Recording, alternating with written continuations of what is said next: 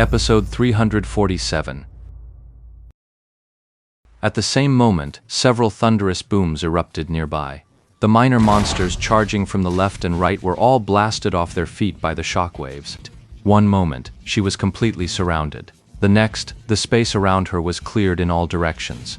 In sync with her falling flower palm, 2 anti-tank missile skills landed on either side of Soft Mist, blasting the surrounding mobs clean away. A pure, yet not entirely pure, white light fell upon him. It was Ye Shu's Lord Grimm with his half-baked healing technique. Then, Lord Grimm leapt down from the rooftop, landing right beside Soft Mist. From the rooftop, a machine gun roared, its bullets streaking toward the enemy's own rooftop where the Spitfire was drawing his weapon. The demolitionist sprinted for his life, but the bullets chased his every step.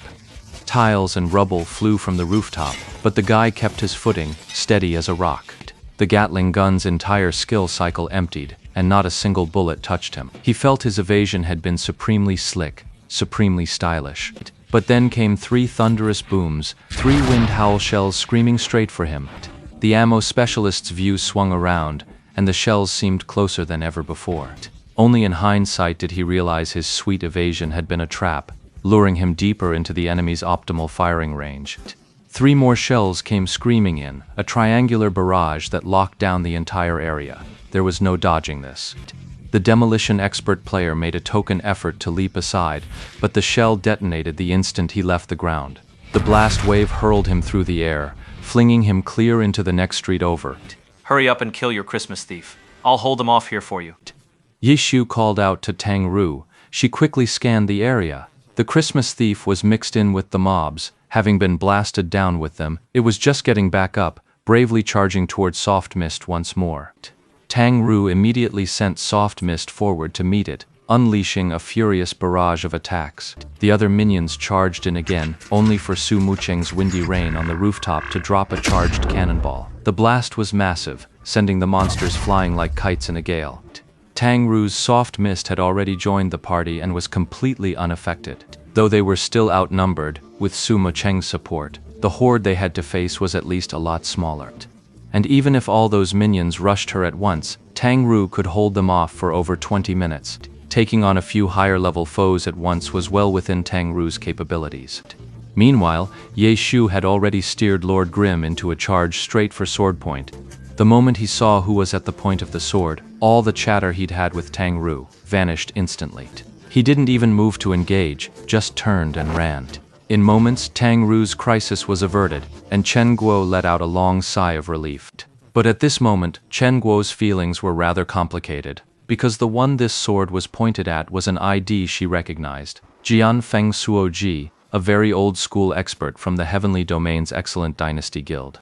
Ever since Chen Guo's Chasing Haze joined the guild, she'd heard plenty of stories about this expert's cunning reputation.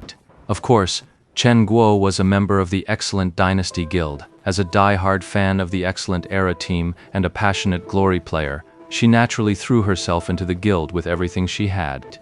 Chasing Haze was a solid character, and Chen Guo's skill wasn't bad either. It was just an online game. How high could the bar be for the average player?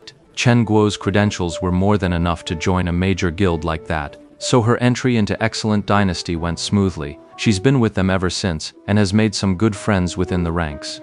Jianfeng Suoji was a top-tier expert in the guild, a big name. Ordinary players like Chen Guo and her friends rarely got the chance to game alongside such heavy hitters, but the exploits of these elite players were a constant source of gossip and chatter among them.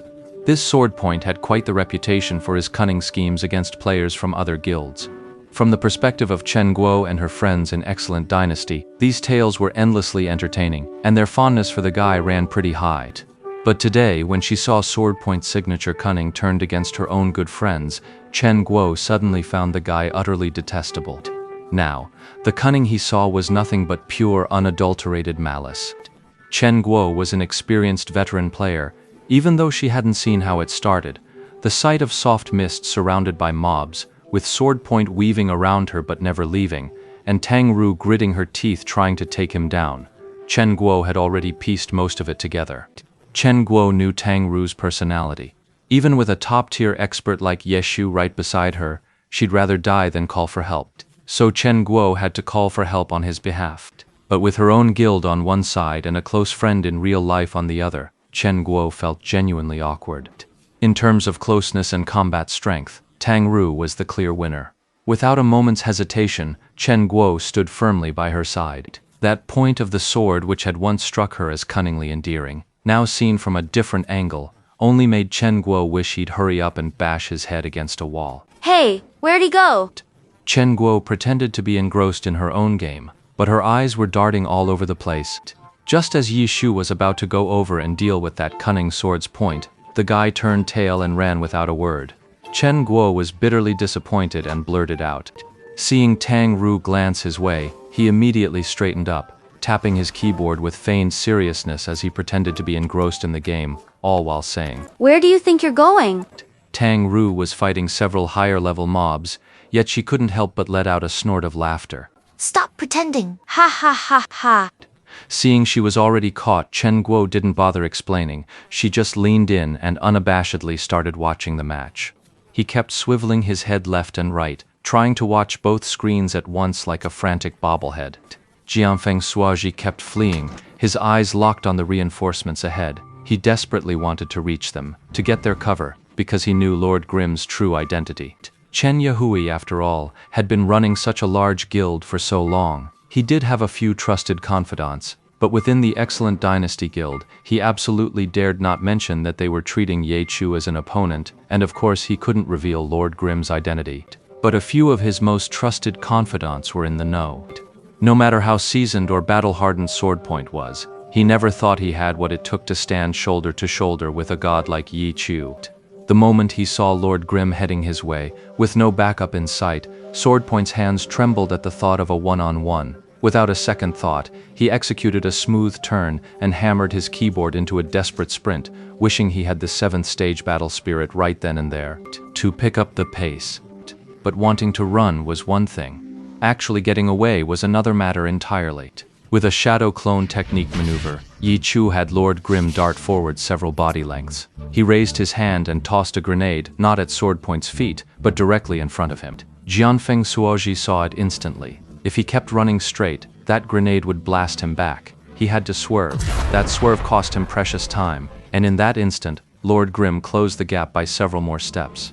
He tried to use triple slash to boost his speed, but then he heard a sharp whoosh from behind. Swiveling his view, he saw Lord Grimm execute Arc Flash, an assassin skill that moved even faster than a Blade Master's triple slash, using it purely for mobility. He was closing in.